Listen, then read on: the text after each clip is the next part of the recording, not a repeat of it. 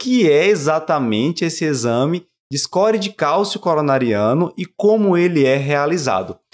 Imagine que alguém que está nos acompanhando nunca ouviu falar no score de cálcio coronariano. Como é que a gente explicaria esse exame para essa pessoa? Eu acho que uma forma fácil da gente explicar é dizendo até como a gente solicita, né? Porque quando a gente faz a solicitação, a gente não bota lá score de cálcio. Hoje em dia, todo mundo já conhece o exame, a gente bota score de cálcio coronariano. Mas a gente colocava a tomografia de tórax sem contraste com protocolo para score de cálcio coronariano, né? Então, é uma tomografia, só que é uma tomografia que faz poucos cortes, né? Não é aquela que faz cortes finos, você vai ver várias imagens.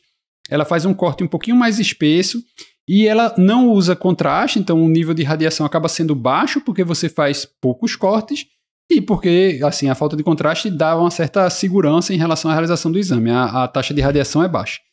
Esse score de cálcio ele é baseado num protocolo onde você vai ver as placas ateroscleróticas calcificadas, né?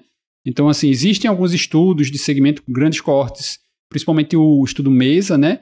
Onde ele vê uma relação quase que linear entre a presença de calcificação em artéria coronariana, né? Em placa calcificada, com a incidência de evento cardiovascular. Então, é um exame que vai dar para você uma estimativa refinada de risco de evento. Então, se você tem um paciente que você está na dúvida se deve ou não tratar, ou se o próprio paciente é um pouco reticente em relação ao uso de estatina, né? Porque a gente sempre bate em cima, não, estatina é uma medicação que vai entrar e permanecer para o resto da vida do paciente.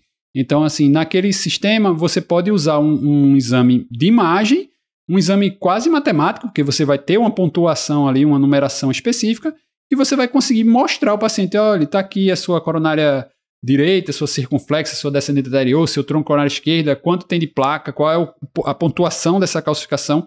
Então, é um exame que materializa a história da aterosclerose coronariana, né? Enquanto você fica muito naquela história, não, você tem um risco elevado. Na hora que você mostra ao paciente o vaso, mostra até a imagem, porque é bem ampliada, né? Quem já viu um exame, o corte é bem grande, assim você consegue ver onde é que está a plaquinha.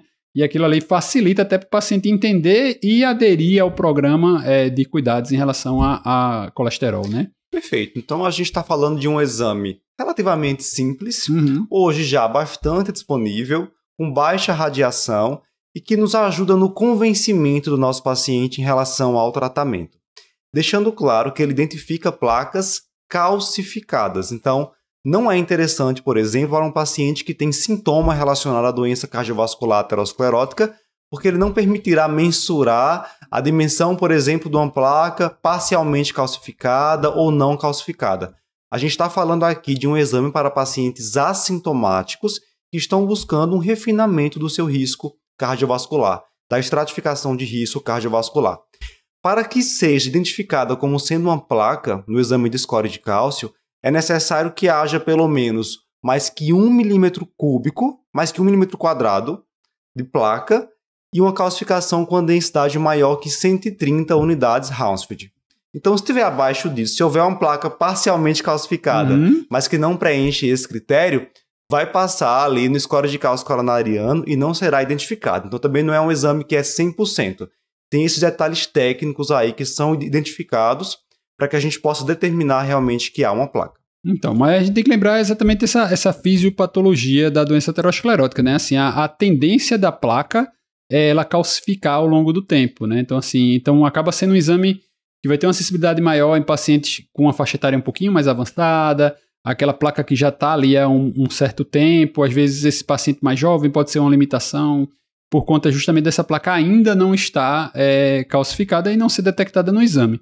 E como colocado, ela vai cair na indicação exatamente do paciente de risco intermediário e assintomático, porque se o paciente é sintomático, provavelmente ele já tem uma doença coronariana estabelecida e ele já seria classificado como alto risco e ele não precisaria de fazer exame para tratar, né? Seria um paciente para fazer uma angiotomografia, por exemplo. Exato. Né? E a angiotomo, hoje em dia, para quem pede, né? O pessoal da cardiologia que acaba pedindo mais, mas a angiotomo, boa parte do pessoal que faz, mesmo que você não cite, ele faz o score de cálcio coronariano, porque é praticamente no mesmo exame. A angiotomo vai fazer mais cortes tomográficos até, precisa de um pouquinho mais de detalhamento, mas ela faz o score de cálcio, na maioria das vezes, já incluso ali dentro do protocolo, né? E até algumas clínicas pedem para você não solicitar tomografia com protocolo de score de cálcio, pede para você pedir angiotomo, por questão de remuneração e tal, né?